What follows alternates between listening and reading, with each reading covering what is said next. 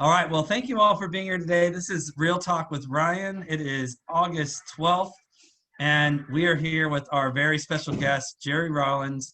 Jerry, we're excited to have you here. You have been a important piece to me and my development and RG Alliance's development over the years.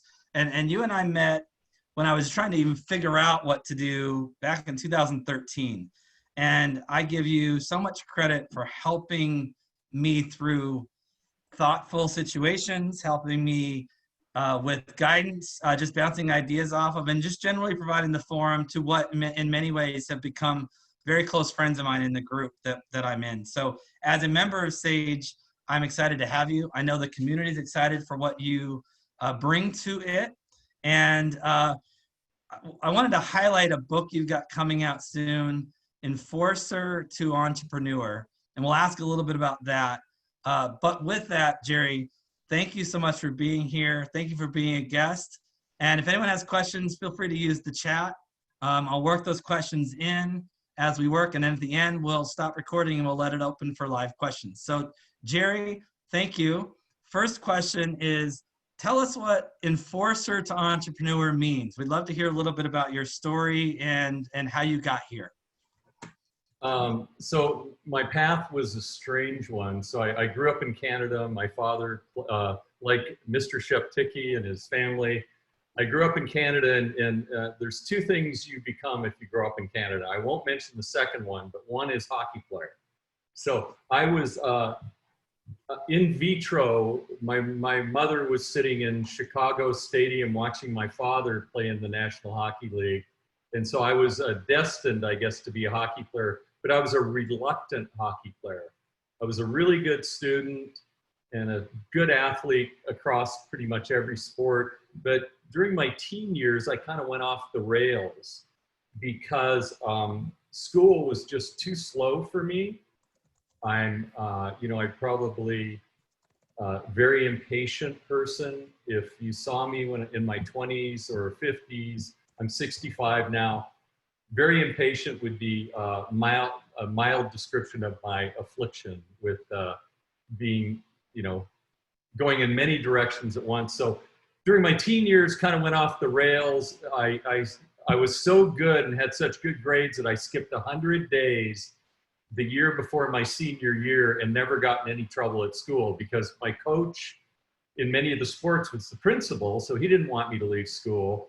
And my teachers liked me because I was a decent guy and I had good grades. So long story short, though, I was given an ultimatum. I always had 2 or 3 jobs while playing 2 or 3 sports and pretending to go to school. So I was given an ultimatum at 16 is you need to either focus on school and sports and you're not allowed to work any of these other jobs, go get a full-time job and drop out of school. Or at the time I'd been drafted in Canada, you get drafted when you're like 15 to go play hockey. I'd been drafted when I was 15, 16 to play. And I went, oh, okay, let me think.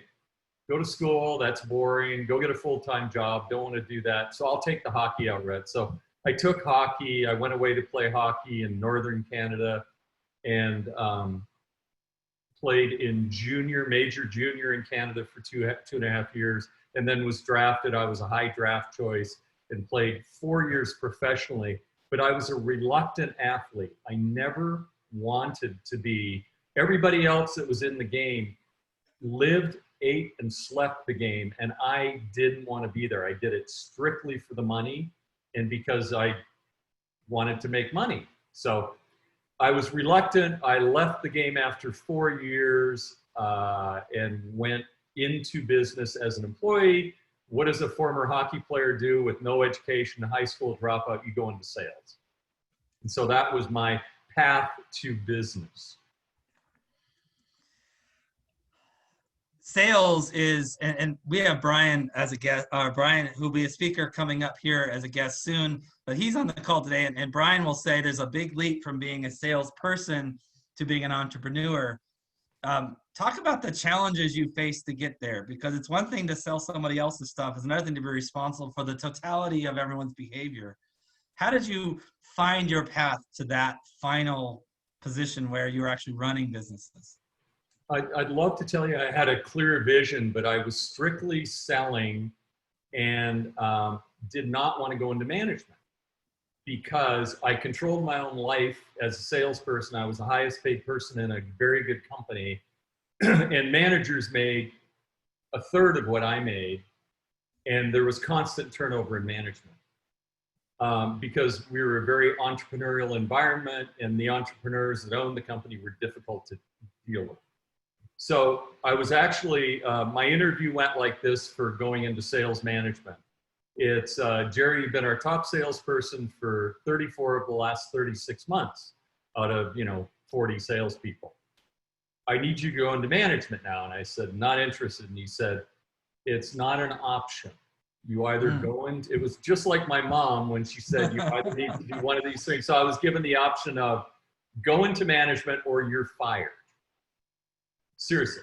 So that was my experience. And then I discovered, once I got into management, that I loved coaching people. I'd always been a coach, even when I was a salesperson, but I did it just to help. And so I became a student at 25, 26 of both sales management, and nobody outread me. Nobody got more training than I did. And I went back like I did in hockey, and I started practicing every day what my profession was, and had a successful career. Then the company got sold, and so I became a reluctant entrepreneur because the company got sold. They wanted me to be a CEO of a public company. I didn't want to be a public company president, excuse me. And so I took the entrepreneurial route and got my first equity position in a company. It's interesting when you talk about that path and having to start in hockey in that kind of disciplined way at such a young age. How did that requirement of this constant focus on your trade, how did that prepare you, and what kind of lessons did you learn that made it easier or better for you as you went into business? Because most people think, oh, well, sports and business aren't the same thing, but I know there are substantial lessons that prepared you. What were some of those? Yeah, and what I learned is, as I said, I was not a student of the game in hockey, which my father played for 20 years and then coached for 30. So, I mean, he lived, ate, and died. And other players I played with in the game, names like Gretzky and Messier and Gordie Howe, who I played against, and Frank Mahovlich, these are, household names. They were students. They lived, ate, and slept it. I lived in Toronto, which is where the Hockey Hall of Fame was, and I never went there because I didn't care. I was not a student. So, I was making good money, but what I learned in business is that I was always a good student when I was actually going to school. And so I learned that the attributes of the practice, so, using a modern day guy, like, I guess he's still modern day, like Gretzky, when I played with him, I used to show up for practice. I was probably making close to the same money he was when I was 24 years old. He was 17, but he was, he was the heir apparent in hockey. But he would arrive at 10 in the morning for an 11:30 practice, and he'd be on the ice. After practice, he'd stay on the ice for another, hour and a half. That wasn't me. I'd be on at a minute after it started and going out to have fun as soon as the practice was over. So I was just doing it for the money. I wasn't passionate about the game like my family and everybody around me. So I was an outlier. I didn't belong there. I was just a decent athlete who could, get by on some talent. But what I applied when I went into business is I was lucky when I went to my first company that there was amazing mentors there. The CEO of the company and the VP of sales were two of the finest human beings. They'd come from backgrounds that had training as the foundation. So one of them came out of Dow Chemical, one of them came out of IBM. And if you looked at what the training budgets were back in those days, in the 70s and 80s, the training budgets were tenfold what they are today. Companies trained their people. And so my company spent a tremendous amount of money training me. And then I had a lot of mentors around me. And then of the 7 original salespeople I worked with, just to give you an example, 5 of them became presidents of companies of Wow. the original 7. And the other 2 did very well. If I was to look at them all today, they're all super successful. And, you know, I'm going back 40 years. So I picked my mentors. I was constantly training. I used what I learned from sports about having a scoreboard for everything. So nobody could do, and I'm talking Brian's language, nobody could do more prospecting calls than me. Nobody could do more presentations. Nobody could do more closes, and nobody had a better closing ratio than me. And nobody produced more numbers in business than I did. In any of the companies I was in, I went in and played by the numbers. And that's what I'd learned in hockey. The difference was when I was in hockey, I was an enforcer, which is the person who keeps the other teams honest. I was a fighter.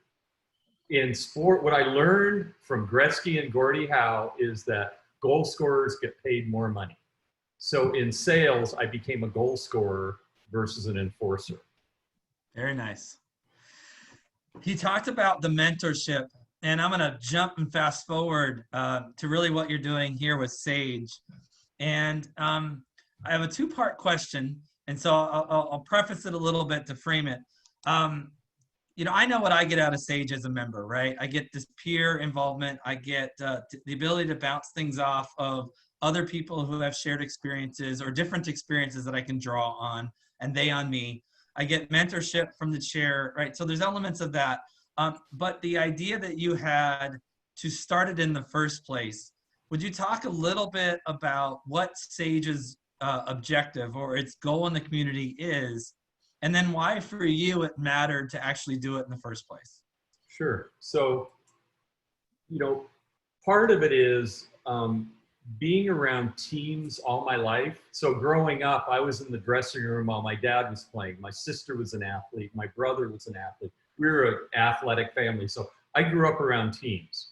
Then I went into business, and sales teams are just like that. It's teams, and you have goal scorers and enforcers and pluggers and then turnover. And you have managers who are the coaches, and you have owners who are the CEOs. So I found it to be very relevant to take my experiences from that. And then when I became president for the first time in my early 30s in an equity role in a family business, I recognized that my lack of education was going to bite me in the tush. So I could educate myself on sales and sales management, going to people like Brian, which I spent a lot of my own personal money, and nobody outread me ever.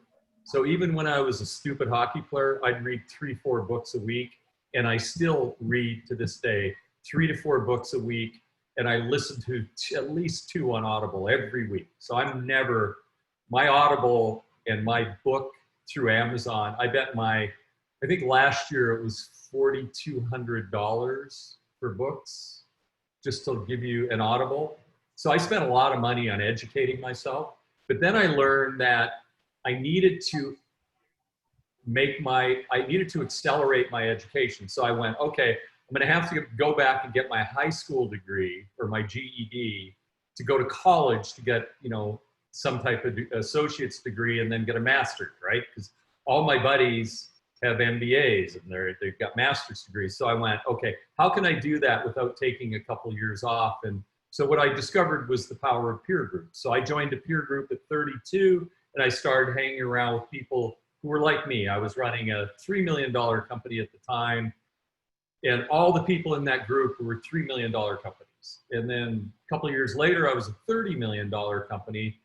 And what I learned is I'd gone from AAA to the pros. I needed to move up a level. And so I joined a different group that was more, so I always want to be on the team where I'm the worst player. So it was always easy for me. So I accelerated myself and said, okay, I'm 30 million now. I'm going to go join a group where the small companies are 70 million. And I joined that group. And so fast forward, I had 4 exits in 4 businesses. I'm in my mid 40s. I've achieved all my financial goals.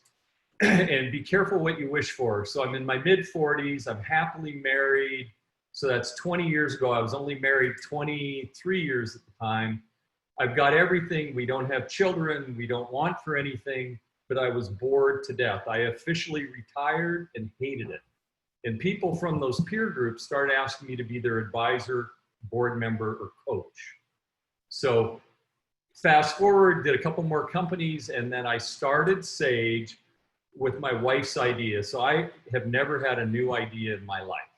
So I had 20 coaching clients, and these 20 clients were taking me way outside of our home too much. I was spending 20 days a month working, was working way too hard. So I took those 20 clients, many of whom you know, Ryan, and I divided them into 2 forums at my wife's suggestion. And so I took 20 days a month and made it 2 days.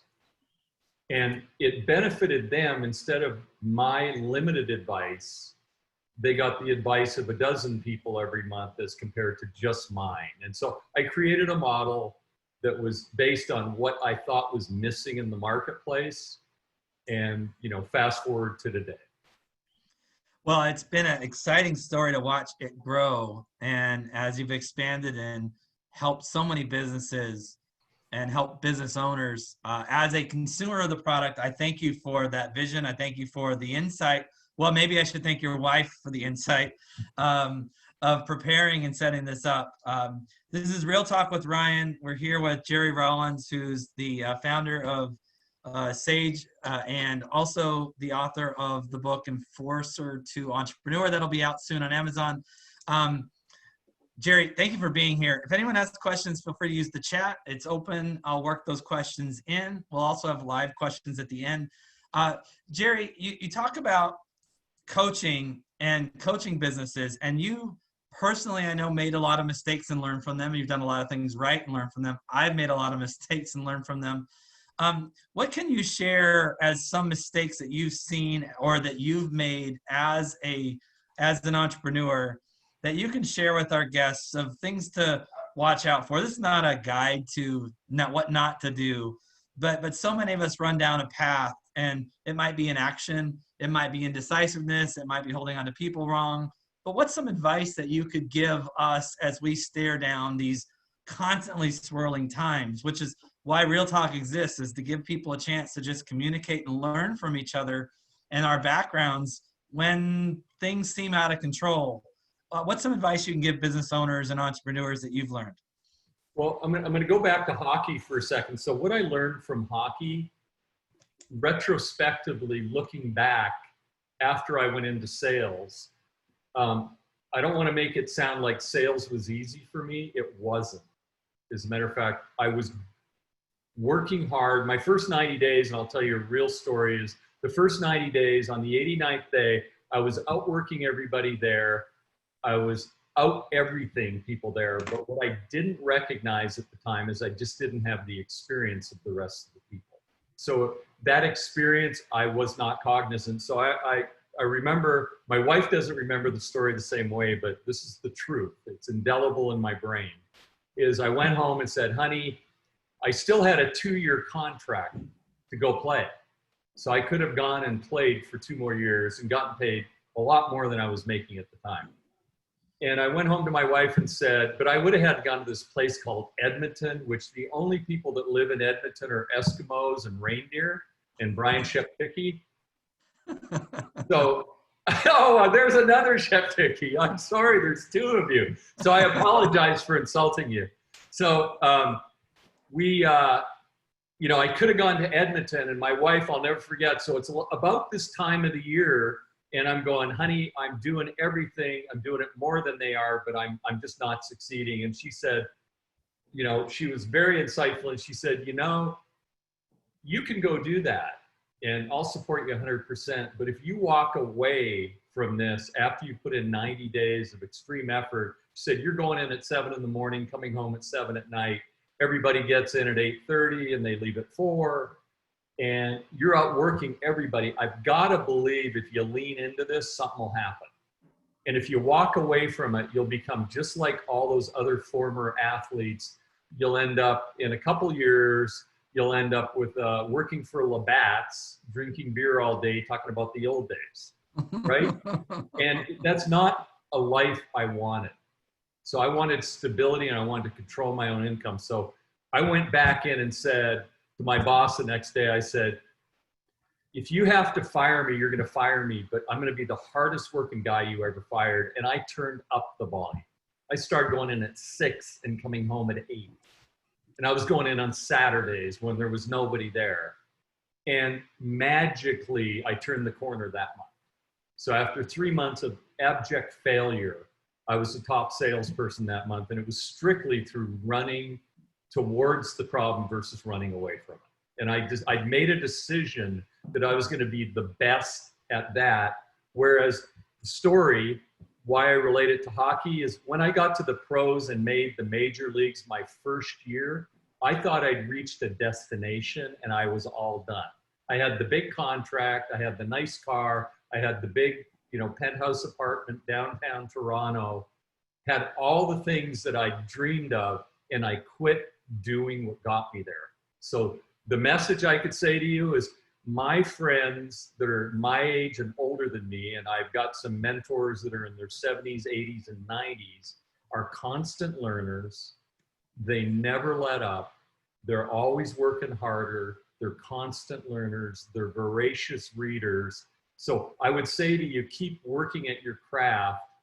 And to give you another real life example, I played against a guy who was 45 years old when I was 21. And he won the league MVP that year and was one of the top scorers. He had been retired for 2 years and came out of retirement to play with his 2 sons who were drafted. His name just happened to be Gordie Howe. And he and my father were compatriots back in the 50s and 40s and 60s. And here I was playing against him in the 70s. And he was, he ended up retiring at 52 after breaking every record in the world. And if you called Wayne Gretzky and asked him who the greatest player was ever, there's only one name that would come up. And it would be Gordie Howe, because he was the best conditioned athlete in the league at 45. Great advice and great story. This is Real Talk with Ryan. We're here with our special guest, Jerry Rollins. Feel free to use the chat box if you have questions. I'll work those questions in. I've got a few comments that I've seen that I'll work in here. Jerry, an element of that you talk about, and it's so inspiring to hear that perseverance, right? It's the sheer will, right? This commitment to getting to the finish line no matter what it takes. But how would you advise somebody to sustain that kind of perseverance? When we've gone through these, and some of our past guests, we've talked a lot about barriers and obstacles that are thrown at you, some which you create yourself, some that are from outside forces, some that are blindsiding, and they can be so destructive that they can be I'm lost for the word, but it really takes your resolve. How did you sustain that resolve? What were the pieces that kept you motivated and kept you moving so that determination sustained and it didn't force you, even in the moments you thought, I think I'll give up and go back to hockey? What was it that helped besides just your wife's advice? And maybe that's what it is, but. Well, there was really 3 women that were great examples for me. Most former athletes, male athletes, talk about all their dads and their coaches and all these players, right? I talk about the 3 women in my life, and I could really add a 4th there to my mother was a great example of somebody who went to work every day. She was an accountant, or she got her accounting degree after she was 40. She started an entry-level job after not having worked for 20 years. She ended up becoming a VP for a name brand company in Canada, and her fortuitousness, if that's a word even, I think it is, somebody's gonna have to Google for me, and her stick-to-itiveness, she stuck with it. She went to work every day. She got up at 6 every morning. She went to work every day. It was a long commute because we lived in the suburbs. She went to class every night on the way home to get her degree. She was a great example of mental stability and toughness, even when there was a lot of people around her that would have supported her if she didn't want to do it on her own and be tough. My mother-in-law was the second one, Betty Jean Jones from Alabama. Her husband was disabled in the Korean War. She had 2 babies at home, and she became an electrician. And her husband worked, but she became an electrician and just a person then went faced with having 2 babies, a husband that was in the hospital for a year and a half, overcame his disability and went back to work. But she was tough. I mean, that's toughness to me, not going out and beating somebody up. And then my wife, who went to work at 17 after graduating from college, because college was not an opportunity for she and her brother. It just wasn't there. But they went out and both were very successful in business just with their mental toughness. And then my sister, I also watched her. She was an average athlete who became a collegiate volleyball player, who became a captain of a team, who became a college champion. And it was because, these women were tough. So I've had these great female role models in my life that really inspired me to want to be better. Wow, thank you. I think what's so interesting to me about that, and as you reflect on that, is that those are all people that were already there in your life that you could draw on. And I think a lot of times we look past those that are there already and look for help elsewhere. And sometimes people don't have a lot of help readily available, but I think a lot of times we look past those that could be inspiring that already exist for the next thing and miss an opportunity. So I appreciate you sharing and bringing that so close to home. It's exciting to hear that from you and your background. This is Real Talk. Feel free to use the chat. There's questions that we can work in. Jerry, you and I have talked a lot about metrics. I'm a big metrics guy. You talked about the scoreboard and using the scoreboard throughout your career, both to measure your success in hockey and then measure yourself in sales, and then again as an entrepreneur. And even as you talk about the stage idea and bringing the forums together and using a scoreboard to track how that impacts people's lives, what are some of the things that you would recommend business owners as entrepreneurs who are trying to find their way need to be tracking? Because football's easy, hockey's easy, you know what the rules are. Someone else tells you here's what the score is and here's what we're going to track. But in business, you get all these differing ideas. What are some of the things that matter to track to you the most? So I would say, a friend of mine who is an author wrote a note to me once, and she said, a true leader is measured by the amount of leaders that they create. Good one. And so I started looking at that and saying, wow, let me look back at sports. And it's very true in sports, these great coaches that paid their time, many of them, like John Wooden is well known. Well, John Wooden was a high school coach and then a college coach for many years. The winningest coach in hockey coached junior hockey forever. The best football coach in the world, Bear Bryant, was in high school and then college in minor positions as an assistant coach. So you got to be prepared to pay the price, and in looking at where you want to go. So I chose role models that I felt could assist me in getting there, but probably my math is always my math skills. I measure everything. And it drives my wife crazy. So I don't go to bed every night until I've got 15,000 steps, which is 6.2 miles. And I have not gone to bed for the last however many years since I've measured that with one of these stupid little things. I just don't do it. And there's young people that, talk to me and, hey, I want to be your buddy on Fitbit. And they last for 2 days and they beat me for 2 days, right? But they are the hare and I am the tortoise. They can never beat me over time. So I believe in measuring everything. And then you ask the question about how do you measure success as a CEO? It's by how many of your employees are successful. So, in my book, I talk about taking a personal interest in your employees physical, emotional, and financial well-being. And so I used to do lunch and learns to talk about fitness. I work with CEOs now, so I'll share this with you without using names. Is yesterday, we had one of our big Sage groups where the smallest company is 60 million, the biggest is 3 billion.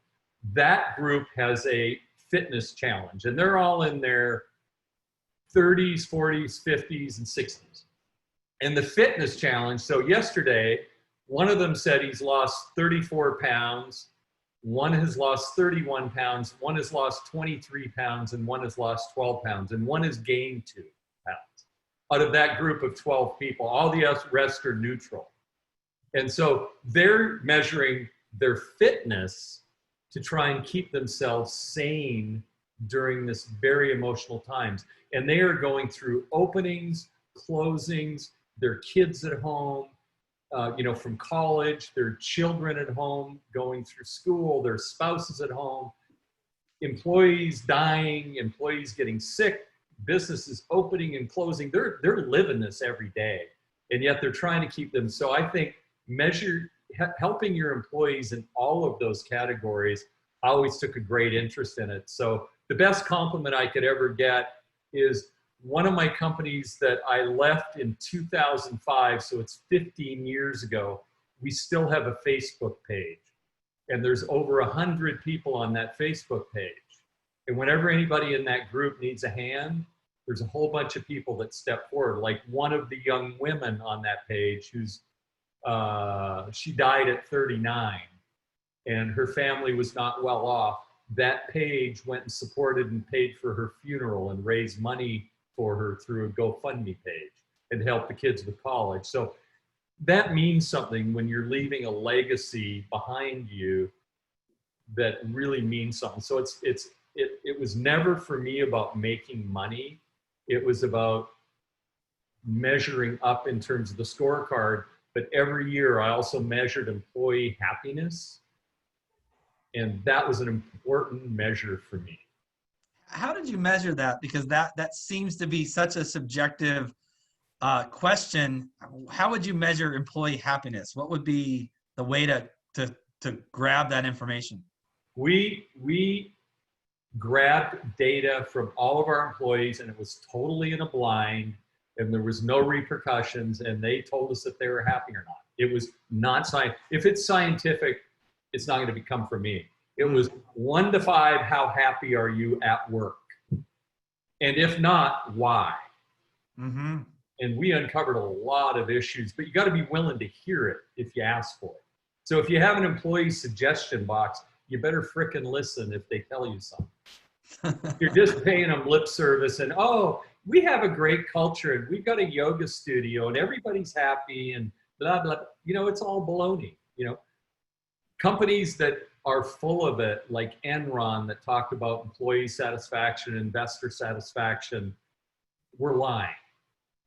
And so you got to tell the truth, and you've got to create an environment and a culture where people like going to work. And I measured employee turnover, and I called it giveaways. So in hockey, and I actually use that term, in hockey, if you have the puck and you give it to the other team, it's called a giveaway. And we used to measure that. I used to call it giveaways. When we had an employee that everybody loved, that was a highly rated employee, and they left, that was a giveaway. And I wanted to know why the hell that happened. And if it happened to one manager and all the other managers had no giveaways and one had 9, guess what? You as the CEO had a problem. You need to go deal with that. And even if it was, I've fired the top salesperson in my organization because they did too many giveaways. And I fired the top VPs in my organization because they had too many giveaways and they thought they were above it all and performance would protect them. I got rid of prima donnas. Love it. Oh, such great advice. Thank you for that. I know there's going to be a bunch of live questions, Jerry, so I'm going to give everyone an opportunity to ask. So I have one final question. Again, this is Real Talk with Ryan, our special guest, Jerry Rollins. Jerry, thank you so much for doing this. You and I have talked through the last 5 months, and you've seen me sway all different directions, and I'm not unique in this moment where uh, everyone is dealing with some change. Everyone, and whether you're an employee, whether you're a stay-at-home parent, whether you're a business owner, whether you're in politics and in public service, it doesn't really matter. Retired, there is change, and change has stress, no matter what. And as things are swirling, that stress can be consuming. That stress can be all that you're focused on. And what are some, and you talked a lot about perseverance and discipline and really this absolute commitment to the score, but what is some advice you can give, and as your parting thoughts, to help people in this environment stay on balance, right? To remember who they are, why they exist, and not to allow that swirl of chaos to take them down, because they're great people who lose themselves in this kind of stress. So as a parting thought, and then we'll open up for questions, what would you say to that entrepreneur? I would say there's two types of stress. Do all of you know this? If you look it up, there's two types of stress, and I'm going to mess it up. So I mess up every saying. I can't tell jokes because I mess them up. But one is eustress, EUSTRESS, and the other is something stress, and I forget what it is. And you can't, stress is healthy to me. If you have no stress in your life, you're either dead or delusional if you have no stress in your life.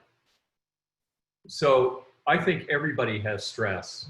And the people that don't have any stress, I think, have something else to deal with. So I'd say, you know, life balance is a misnomer, I think. I think you can only deal with what you deal with. But my wife has told me many times that when, everybody always looks at where you are today, and they look at the house you have and the cars you drive and your financial and the people you're surrounded with and your family and then your almost family, and they go, you're successful. Well, I've always been successful in my own mind during my darkest days, and I've had as many dark days as any of you have ever had. I've had as many challenges. I've had as many failures. I mean, how would you like to be 25 when you really think you're washed up and you got to go get a real job, right? And you're a high school dropout, and at your first interview, they want to hire you, but they look at you and go, sorry, we were going to hire you. We're making you an offer today, but you don't have a college degree, so we're not going to hire you. That was total rejection. But I walked out of there, and maybe it's the fighter in me. I walked out. There used to be this thing called phone books, and I found out who that large multinational firm, who shall be known as X for Xerox, I found out who their biggest private competitor was. I drove to that company. I walked to the front desk, and I told them I needed to deal with this. I needed to talk to the sales VP, and I walked in and asked him for an interview. Okay. Fast forward 20 years later, Xerox bought our company. I made a lot of money off of it, and I was asked to become CEO of that division. And I rescinded the offer and told them, I can't interview with you because I don't have a college degree. To the senior vice president of HR, and they said, that doesn't matter anymore. I said, well, just based on, you wouldn't let me on the team 20 years ago, so I don't want to be on it now. And I turned down the interview for the CEO position of $1 billion public company at Xerox to go do another private company. So I love it. Jerry, thank you so much for being our guest. We're excited for what Sage is doing. We're excited to see the release of your book, and thank you for being a mentor to so many in our community and your commitment to the success of so many others. We applaud you, we commend you, and we're honored to have you as our guest. Thank you so much, Jerry, very much. Appreciate your time, always. I'll do anything for you, Ryan. You know that. Thank you, Jerry.